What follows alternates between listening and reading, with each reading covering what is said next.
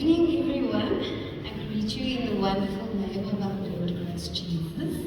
Thank you so much for coming again. We are busy rounding up with our last evening, and tomorrow will be our last day. So this evening, I'm going to speak about kitchen medicine in terms of using what you have in your kitchen as food for medicine. So I did cover or at least touch on some of them during the week, but this evening I'm going to give different aspects of them.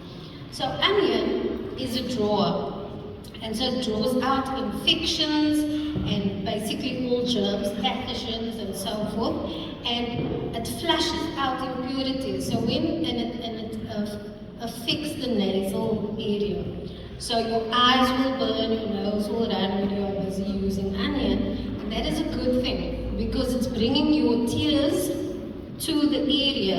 And your tears are filled with minerals and nutrients, and it actually cleanses the area as it is flushed out. Now, ways that you can use onion is you can cut them up and put it in a microwave and heat it and put it in a lappy, so to say, and then put it on your chest for chest infections. It then draws out the cough, it draws out the infection. You can use the same onion up to 3 days because it won't go off, it can last that long. You can also make cough syrup, so you put a layer of onion, layer of honey, layer of onion, layer of honey, and you wait a little until it draws a syrup, and that syrup can be used for up to a year if you leave it in the fridge.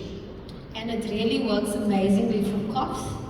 And you can put it under your feet, so just a slice under your feet, it will draw out toxins, impurities, any infection that you might have, even a head cold, you can get it out through your feet as well. Then the next thing is garlic. So garlic is a very strong antibiotic. It is 6 times stronger than your tetracycline, and you can just simply eat it. Some people find it a bit pungent and strong, so you can either steep it in some tea, or you can put it in your food, or whichever way you want, but garlic is extremely strong. It is antifungal, antiviral, antibacterial, antimicrobial, and anti-heat. So it's anti almost everything, and that's why it can be used for almost everything. So even if you have toenail infections, you can use that as well. Ginger is used for joints. So if you have arthritis or joint pains, you can make a poultice. So you grate up some ginger and you put it in a cloth and you put it on the affected area. It will then draw out the infection and the pain and the toxins that is causing the pain. It will bring it to the surface, and you will see the tissues around the joint will start getting hot. That's because the infection is being drawn out, and when it also gets hot, it gives your muscles release so that it relaxes and some of the pain goes away, especially if you have back pain. So now, when the infection is then in the muscles, because it's now drawn out of the joints, you then make a potato poultice. Now, potato is very cooling and soothing, and it is used for tissue healing. So any tissue problems, anything that's not basically a bone would be classified as tissue. So you can use it for anything that's not bone. So wounds, cuts, scrapes, burns, eye infections, anything you can use tissues and potato for. You can also use it for splinters, sprained ankles. It draws out the inflammation. So after you've used the ginger for the joint pain that's now in the tissues, you then use a potato powder to draw the infection out of the tissues. So that's how you get that out completely. Then you have cayenne pepper. Now cayenne pepper is really amazing, and I have a few stories about it. And cayenne pepper is, so to say, an adaptogen, in that if your blood is too thick, it thins it. If your blood is too thin, it thickens it. And it induces circulation. So it gets circulation going, which is really good people with thyroid problems, diabetics especially. Diabetics can use it for their feet. If they have bad circulation in their feet, you just take some olive oil, mix some cayenne pepper in there, rub it on the soles of your feet. It will then draw the blood to the area, which will then start heating the feet up, and then you can put it in some water to warm it. Because if you put diabetic feet directly into hot water, you could damage your nerves. So just be careful with diabetic feet. I had a little incident.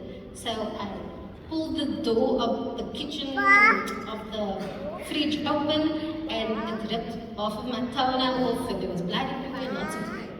And then I put some cayenne pepper on immediately. The pain stopped, the blood stopped immediately, and I never felt pain again after that, and it grew back beautifully. So cayenne pepper really does work. It's also used for strokes, heart attacks. If you feel one is coming on or you're seeing the symptoms, put some under your tongue, because under the tongue is the quickest way into the bloodstream. I have a story of a lady in our church. She had listened to one of my workshops, and she came to tell me her mother was busy having a heart attack. And she remembered what I said, and she put some cayenne pepper under the tongue. 5 minutes, she was fine. So it really does work. Then you can use it for the side effects of chemo. It lessens the side effects. You can also use it to enhance the herbal activity in other herbs that you are using. So for example, if you're using rosemary or thyme or whatever, if you add some cayenne pepper, it enhances the activity of the active ingredient in the herbs. So you get like a triple effect. And then thyme and rosemary you use for chest infections. So whether it's coughing or flu or anything to do with the chest, drink a tea made from thyme or herbs. It opens your chest up, and it breaks the mucus up, and it expands it, and it allows for easier breathing. So I hope that you have a blessed Sabbath, and please join us tomorrow again as we culminate